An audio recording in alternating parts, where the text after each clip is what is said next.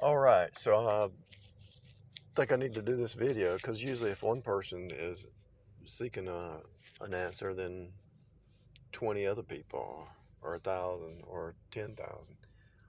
Knowing God's will. How do you know God's will? Now remember, God gives you leeway. God gives you leeway to make choices, but how do you know to be in God's perfect will? Now, how does God speak? God has spoke to me in so many ways. God has actually spoke to me in an audible voice 9 times. But he usually speaks with circumstances. He usually speaks with his word. He always speaks with his word, but I'm just saying sometimes people just open their Bible up and read a verse and say, "Oh, that's it." Usually you have to memorize his word. But if you don't have his word memorized that much, then he speaks in circumstances. What is God's will? We know God's will is love, joy, peace, goodness, meekness, temperance, and faith. That's the spirit walk. We also know God's will is to forgive, to love your neighbor, to take care of your responsibilities, to run your ship, your body ship, your business ship, your house ship, any kind of ship, to maintain it and manage it. If it's too much, let some of it go. If you can't maintain something, let it go. Because God's will is not to stress you out. We know the other thing we know is God's will is perfect when it comes to truth and righteousness and without hypocrisy. There's a verse that talks about that which is from above versus that which is from below. That which is from above is first peaceable, easily entreatable.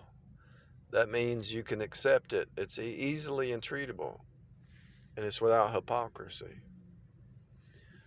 Peaceable. Do you have peace? Like today, I thought I'll drive with Uber after work. Do I have peace about it? Yeah, I had peace about it.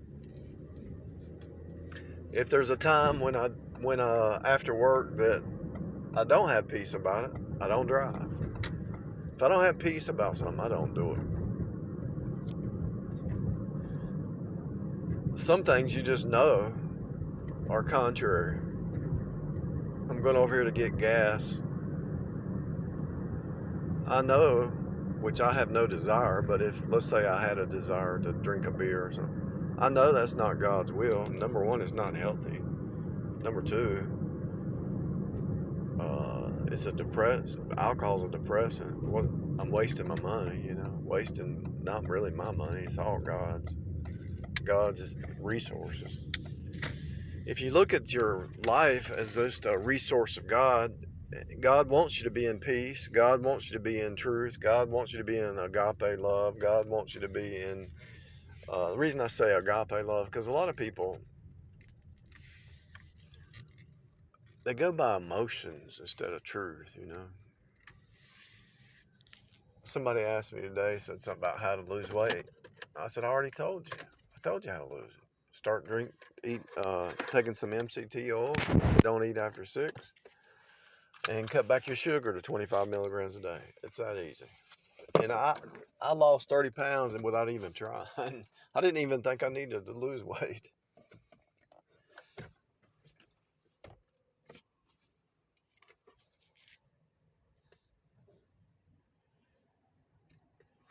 God's will. A lot of people ask about God's will about a job or a place to live. There's been times where I took jobs I didn't want to take.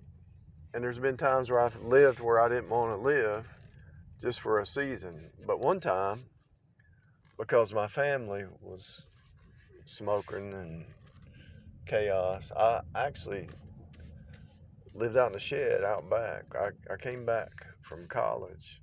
Well, I was already out of college, but I came back just to get back in my hometown. And I was going to stay in the room that I grew up in. I just couldn't do it. The TV noise, the chaos, I said, I got to live in the shed. This was like 30 years ago, a long time ago.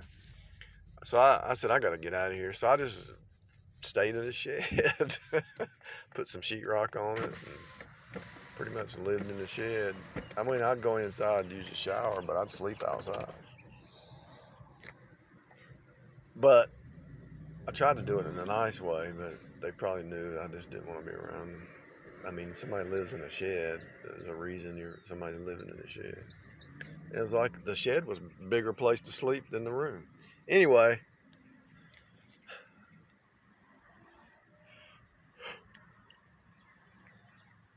I had to get away from the chaos and get some peace. I was willing to live in a shed. I was willing to live in a temporary shelter just to get away from the TV noise and the smoke and the drama and the noise, just till I got me a place.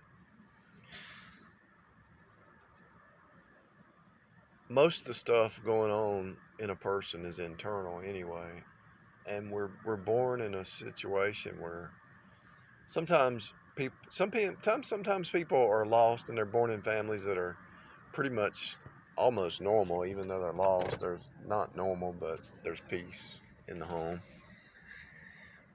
Kinda. There's going to be a Jezebel spirit one way or the other. If it's a home of unsaved people, there's going to be a Jezebel spirit of some kind. It might not be chaos, but it might be a guilt trip or manipulation or who knows what. And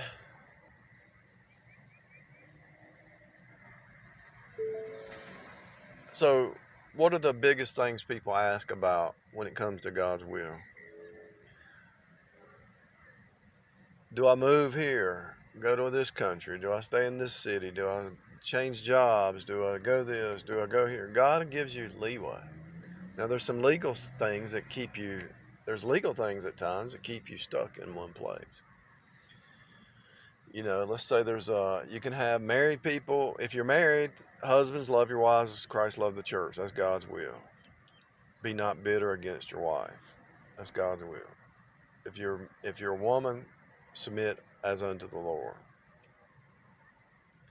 Don't run from house to house, speaking things you ought not. If you're a married woman, don't run the streets, running from house to house, gossiping, backbiting, causing drama and trouble.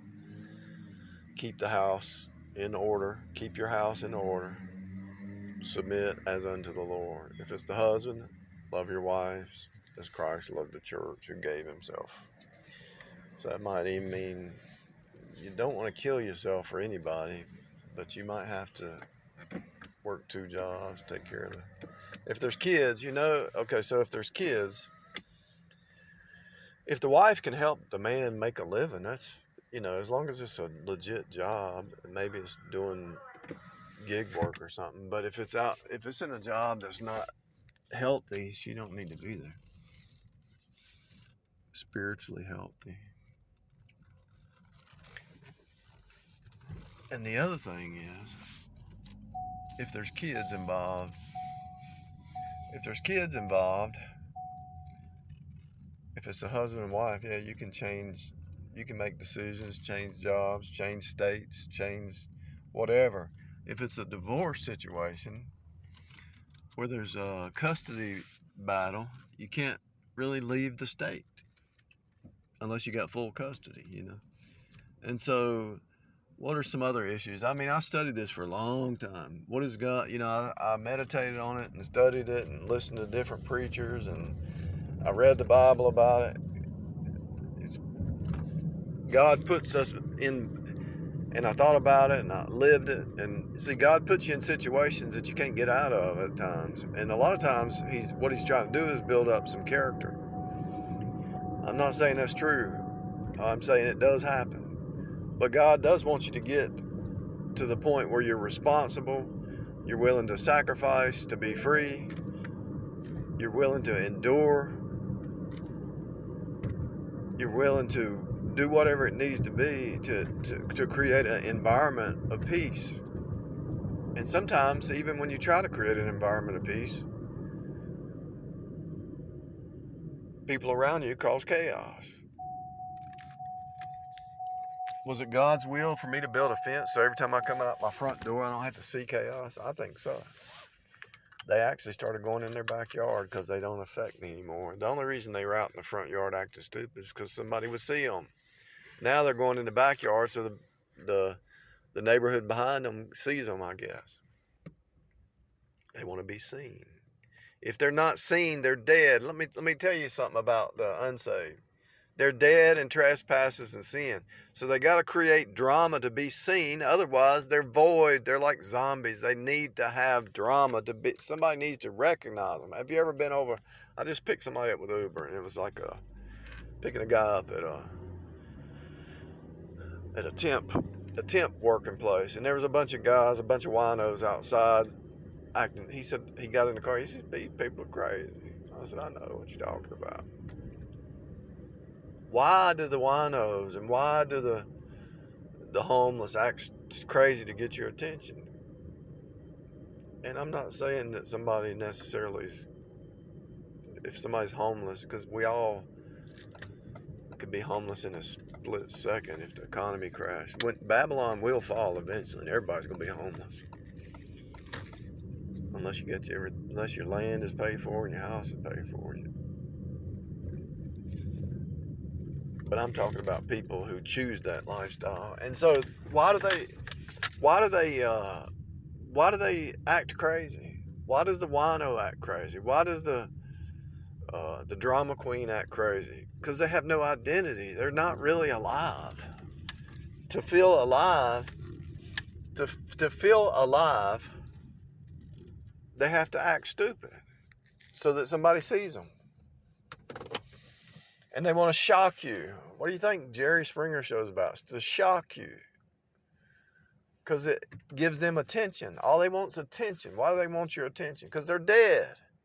And they're not alive. They're spiritually dead. And so they got to feel alive. That's why they do the drugs and the drinking and the drama and the chaos. Because they're dead. They want somebody's attention. They want somebody's attention.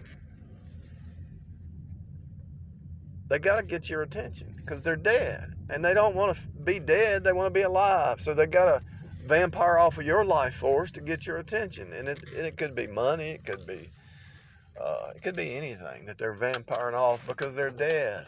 They don't know how to function as a living, normal, peaceful, educated human being, sane, sober. The Bible talks about be sober. Be sober-minded. Let the younger men be sober-minded. Let the younger women be chaste.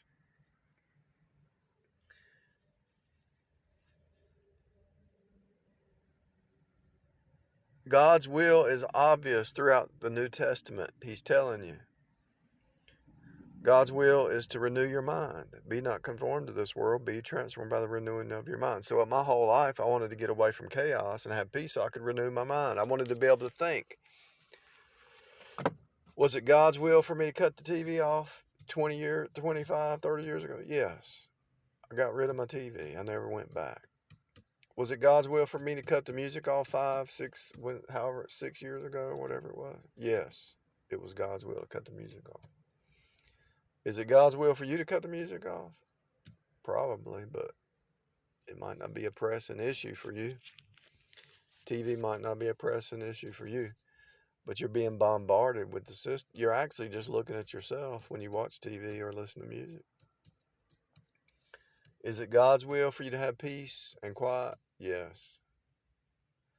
Is it God's will for you to have peaceful, healthy communication with somebody? Yes. Is it God's will for you to be under gaslighting? No. Is it God's will to be under the thumb of Jezebel? No. What if it's on a job? Well, just do your job. If a Jezebel's messing with you, don't respond. Observe, don't absorb. Sometimes on the job, you got to endure some things and pray. And eventually, if it doesn't change, might have to change jobs. You can bring it up to if it's a coworker, bring it up to your authority. If your authority's the one acting stupid, bring it up to their authority. I had to do that a few times, and it changed. But a lot of times you're given a hard time on the job because you're not doing your job. If you stay busy doing your job, they'll leave you alone because when they see you working, it shows them up, makes them look bad. So they start to work,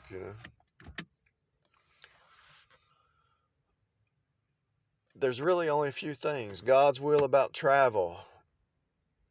If you got the money, you got the resources, you can, and everything else is in order, I don't see a problem with travel. God's will about your house or your living situation. Create a peaceful environment. You might have to work 40, 50 hours to get it done, But eventually, once you, say you wanted to buy a house, eventually, if you bought a house, eventually you could refinance it or refinance your car, or refinance something, or rent part of it out or something like that. But you got to get an environment that's peaceful, even if it's living in a teepee or a tent. It's worth it to have peace. I'm not saying go to extremes. Every situation is different. If it's a dangerous situation, you definitely want to get away from it. But if it's not healthy, you're moving towards being healthy. That's a fact. And if somebody else around you is not healthy, you tell them, look, you're not acting healthy. And then they'll probably say, well, look what you did, blah, blah, blah. Those are the kind of people you can't be around. You got to get away from them. They never can look in the mirror. They never can admit, hey, they're affecting you in a negative way. They can't admit that they're blowing smoke in your face. They can't admit that you don't want to see somebody drunk, falling out, coming through the door drunk. They can't admit that they're destroying their self and everybody around them. So you can't be a codependent. You can't be an enabler to a codependent because that's unhealthy. But if you take it that's a psychological term, but if you take it to a spiritual term, you can't feed the zombies because you're not helping them. Let me tell you what's happening. I just went and got gas. I think I put, or did I? You can't enable a zombie because you're actually getting in the way of God's chastisement. When God is rebuking somebody, even if it's a saved person, if God is spanking somebody and you get in the way, God's going to spank you. There's going to be if you're trying to enable insanity, God's going to spank you. If you're enabling sin that's overt, God is going to spank you.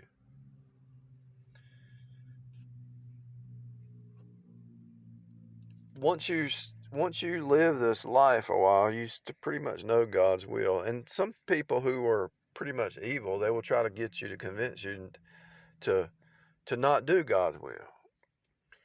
If you say, well, I'm setting up some boundaries, well, why are you doing that? Blah, blah, blah. They'll come up with 10,000 excuses. Well, you don't. You need to. You need to have this. You need to go do this, or you need to cut loose, or you need to do this. I got boundaries. Though. What are you talking about? Boundaries. You'll never be happy with boundaries. They'll come up with every excuse in the book to get you to lower your boundaries, to lower your standard, to lower your goals, to lower your guard of peace. They'll do everything under the sun to get you to compromise those boundaries or those lines of demarcation to get in the door, right? And so God's will is peace. God's will is agape. Did I finish my concept? Some people, you say love, and they just go by emotional love. And so today I told somebody, I said, I told you how to do it. I said, if you go by emotions, it won't happen. But if you go by just do it, yeah, but I can't. Never say you can't stop eating sugar. That's a lie. You can. It's a choice. You're going by emotion and truth. Do you really want to lose weight? Then make the choice. Cut back sugar, MCT oil, fast. It's not that hard. It's really easy. MCT oil will take you off of burning sugar into burning ketones. And the ketosis is pretty much your body converting over to burning fat instead of sugar, because you don't have any sugar. You cut your sugar down to 25 milligrams or less. All right, back to what I was saying. God's will is not based on emotions, it's based on the truth. It's based on the Bible. Well, I don't feel like going to work today. Is that truth or is that emotion?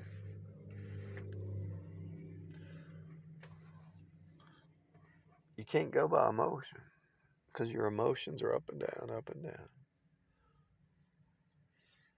I feel like I got to drink a beer. I feel like I need a Xanax. I feel like I need I need to pop a pill of some kind, whatever. I feel all those things are just going to make it worse, whatever it is. You're going by feelings and not by truth. You're actually destroying yourself. If you really want to know what God's will is it healthy? Is it beneficial to others? Is it beneficial to yourself? Is it honorable? Is it charitable? Is it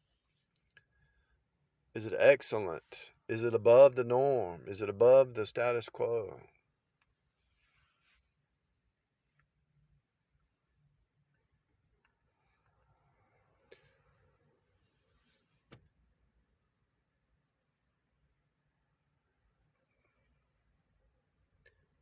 Should I get out of debt? Yeah, you should get out of debt. Should I work harder to get out of debt? Yeah, pray about it and God will make a way. Should I move to another city? Yeah. Should I move to another state? Depends on the children's situation. Sometimes you can't. If you want to move to another city, move to another city. If you're not legally bound in one state, move to another state. If you have split custody, you can't move. You got to stay in the state. If you want to live in a camper, do it. Some people live in a camper and save a lot of money. There's a lot of campers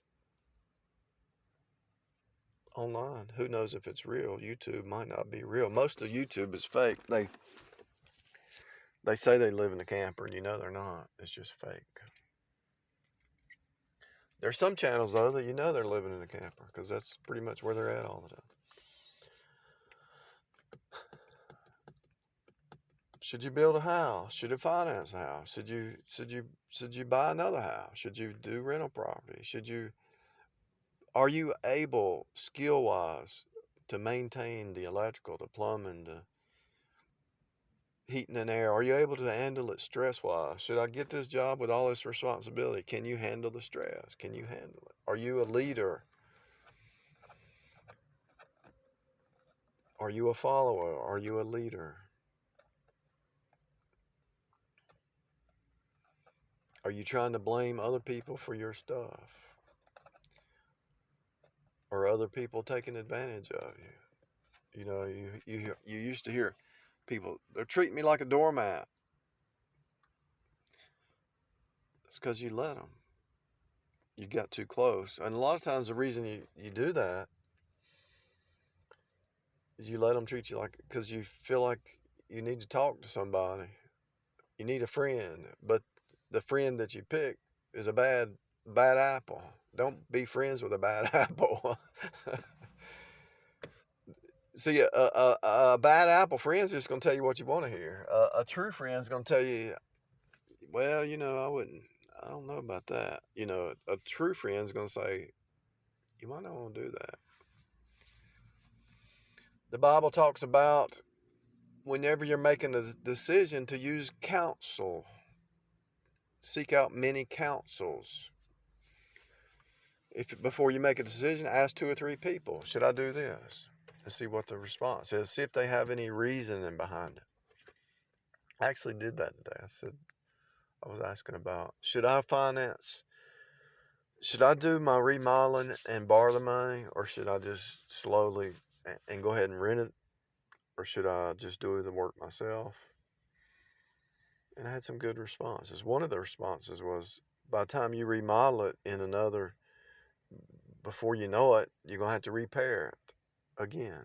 But if you borrow the money, you can rent it just like that and start making money. But then you got to worry about the contractors. Then you got to worry about all kinds of stuff. Long story short, what am I saying? There's many variables. There's nothing set in stone unless it's God's perfect will when it says, love your neighbor as yourself. To be healthy, body, soul, spirit. Paul says, I pray that you're healthy, body, soul, and spirit.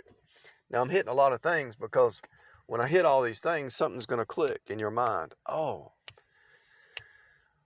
I pray that your body, soul, and spirit prosper, that your health be in prosper. You see, it's all about if you got health, you're wealthy. Your wealth is your health. Your wealth is your health. My mom told me that one time. I didn't understand it, but I do now. Your wealth is your health because you can always get a job. You can do temp jobs. You can do gig jobs. You can do a full-time. You can do 2 jobs if you got your health. But you don't want to kill yourself for 2 jobs. You might have to do it for 6 months. Let's say you did 2 jobs for 6 months to save up some money to get you a place or something, or a camper or something. I don't think your body's going to be destroyed after 6 months of 2 jobs. You just have to get your sleep in. A full-time and a part-time job shouldn't be that bad. You just got to eat right and sleep.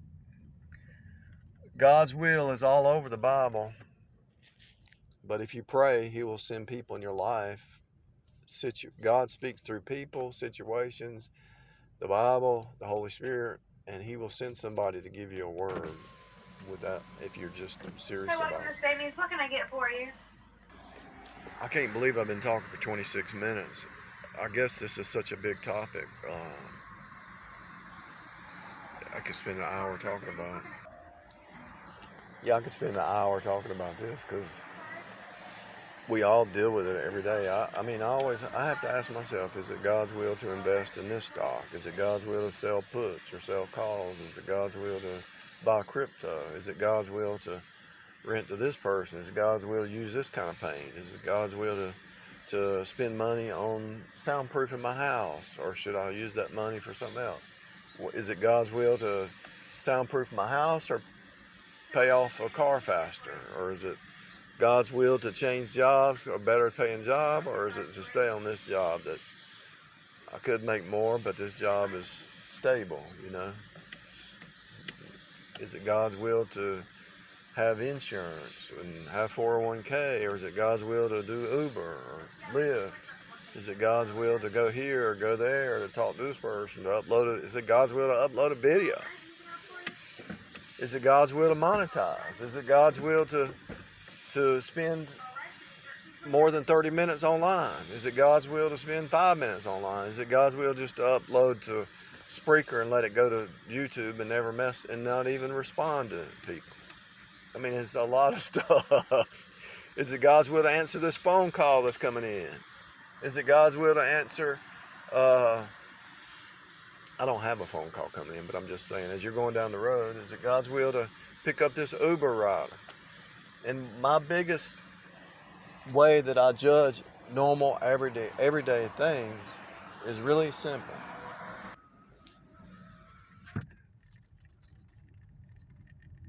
I had one today situation. I was a witness to a hit and run about 2 years ago. I called the DA about a month ago. I said, do I have to show? Well, you got a subpoena, right? Yeah. Well, let me give you the phone number of the DA. I called the DA. Do I have to show? She said, no, you don't have to show up.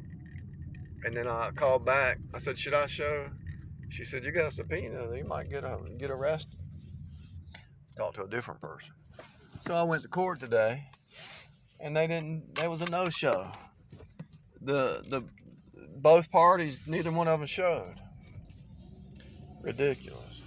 Long story short, and then we don't even have a court date. I'm a witness. She said, don't you have a video? The DA said, don't you have a video? I said, I might have. I'd have to look. What was the date? And I forgot what date she told me, but I guess I'll have to go back. But they didn't show.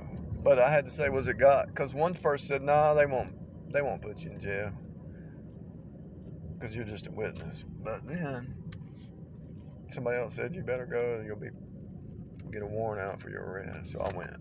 and it was a waste of time. But while I was there, see, a lot of times when you're in a situation, you can use it to learn for future reference.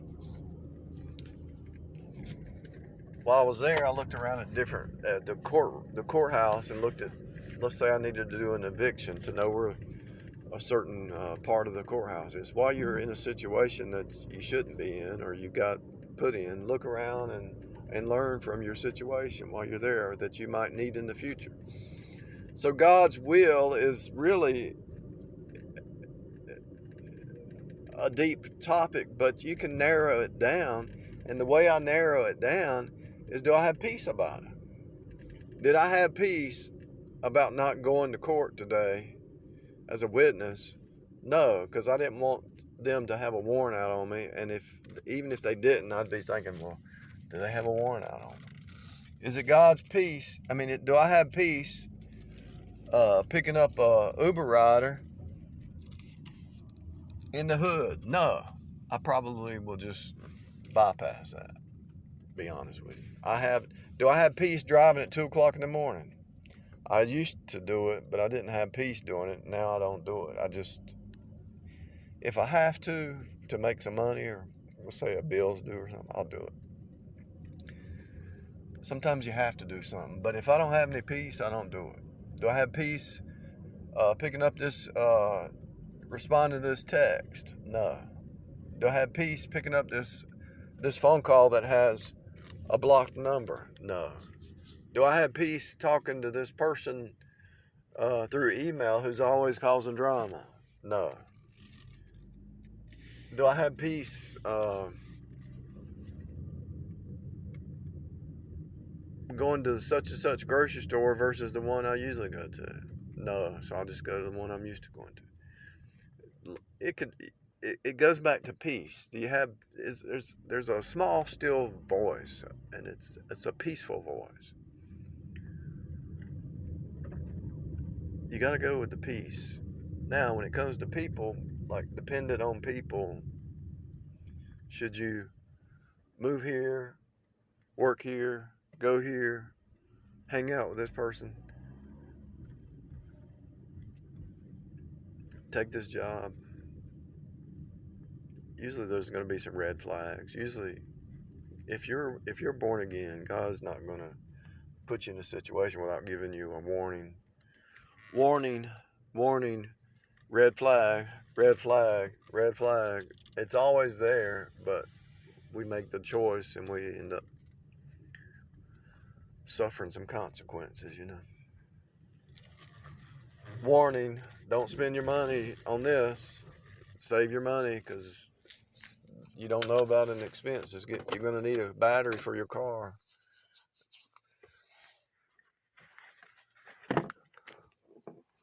This winter I went and got a battery for my car because I knew the battery was 5 years, almost not quite 5 years old, but it's coming across.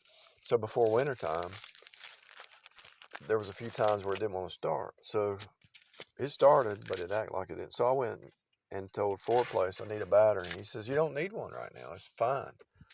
I said, I know that, but it's last 5 years. It's giving me a little bit of trouble. I need a battery. He said, okay. Was it God's will for me to get a battery? Yes, because it gave me peace. It gave me peace.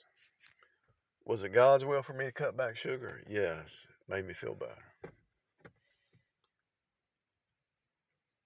Was it God's will for me to fast 14 hours every day? Yes.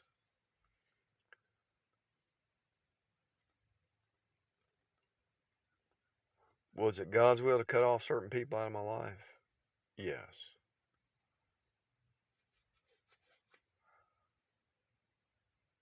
Was it God's will for me to put up with them for that as long as I did? No, I put up with it longer than I should have.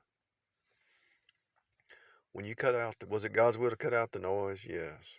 Was it God's will to cut down internet time? 100% yes. Was it God's will for me to go out in the yard and paint the fascia board and and paint the shed and repair this. And yes, was it God's will to get my oil changed on my car? Yes. Was it God's will for me to wear headphones when I got Jerry Springer across the street while I'm working outside? Yes. I don't want to hear the noise. I don't want to hear the chaos. Was it God's will for me to move in that shed? I think so. 20, 30 years ago, I think it was. Sometimes God's testing you to see how far you want to go for His will, His peace, and are you going to put God first above humans? This is the biggest thing. I really believe God is testing people. Are you going to put Him first above human? Are you going to put God first above your wife? If God tells you to do something, your wife says, blah, blah, I don't want to do that. This is God's will. This is what we're going to do, period. I know it's God's will. Blah. Are you going to put God's will before your wife? And is the wife going to submit to the man like God says, even though she thinks he's making a bad decision? Is she going to do it in peace? She can talk, is she going to back talk? It's all right to have a conversation, but there's a difference between back talking. Well, I'm going to buy this shed and I'm going to make me something online where I'm gonna build this shed and I'm gonna start selling I'm gonna repair vacuum cleaners and sell them. How much is a shed? It's $2,000, but I need enough room to do this business. Yeah, but what if you don't make any money? If the person thinks it's God's will, they're gonna do it. But if she fights against him, he's trying to make a living and run a business, and she's fighting against him. What good is that? Why don't she come alongside? Say, okay, if it's 2,000, we can cut back these meals. I can help. I can work extra hour doing this, or I can sew some. Why not come alongside him and take that 2,000 and knock it down to 1,000 really easy? Instead of fighting against him, why not help him get there faster? You see what I'm saying? I've seen it.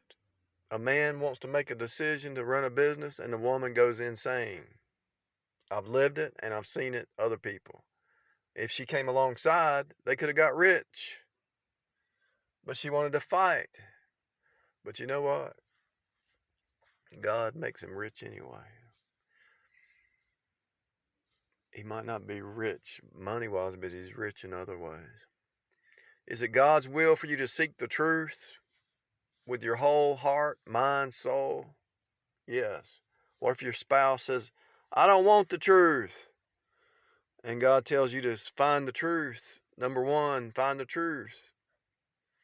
And your spouse says, I don't want the truth. I'm leaving. Bye. God is first.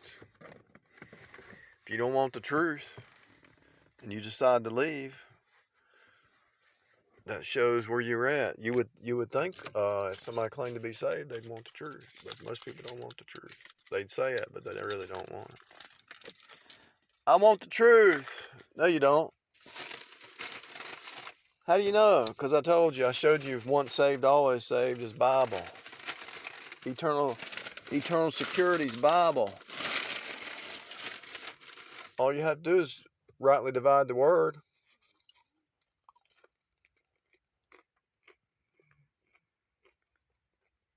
But they don't want the truth.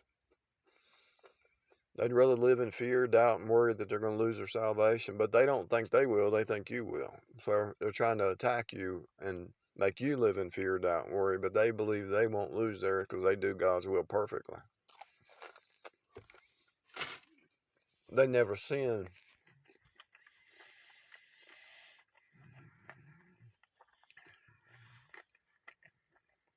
For me, when I judge if it's God's will or not,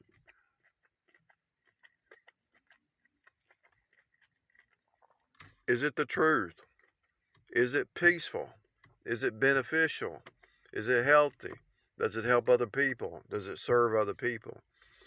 Does it give me boundaries where I know I need boundaries because I know most 99% of the people don't care about God's will. All they care about is self.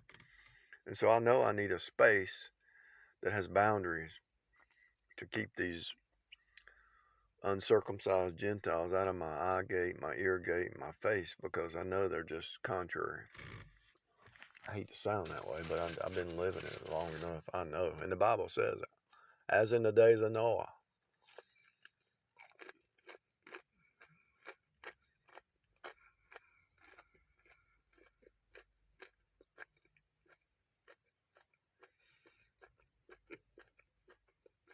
As in the days of Lot.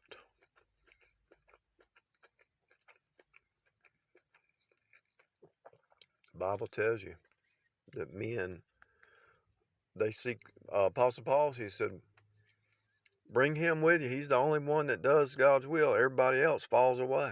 Apostle Paul had that problem.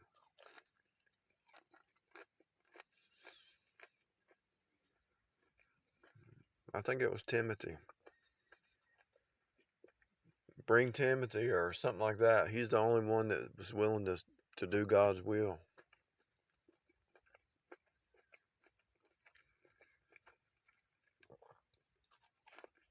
Apostle Paul couldn't find but one person to help him.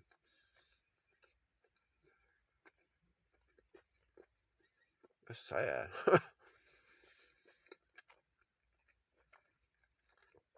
He said, every man seeks his own.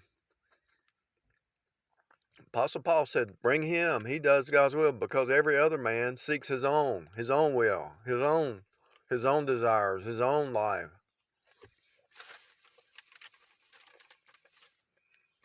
Be not conformed to this world, be transformed by the renewing of your mind. So what is God's will? Get away from the lies. Get away from the gaslighting. Get away from the chaos.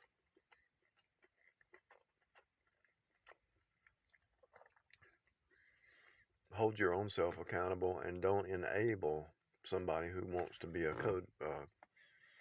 codependent off of you. Don't enable their sin. Don't enable their insanity. Don't enable their foolishness.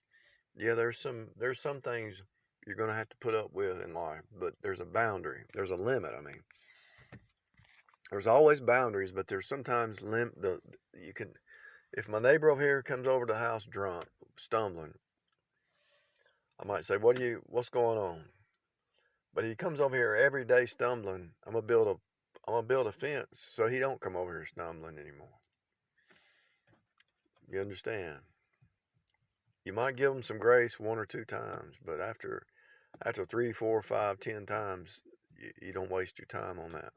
Whether you argue, the Bible says, whether you argue or laugh with a foolish man, there's no rest. You don't waste your time with fools. You don't waste your time with Jezebel. You don't waste your time with narcissists. You don't waste your time with people who have no goals. I just see it that they just have no goals. It's like they're just existing. I can't even stand to be around them. They just exist with no goals, no outside goals, no inner goals, no goals at all. I mean, you can be 70, 80 years old and still have goals down here. As long as God has put you here, there's always something new to learn. It could be help somebody. Be a doctor and help other people. There's always a goal to do. There's always something to do.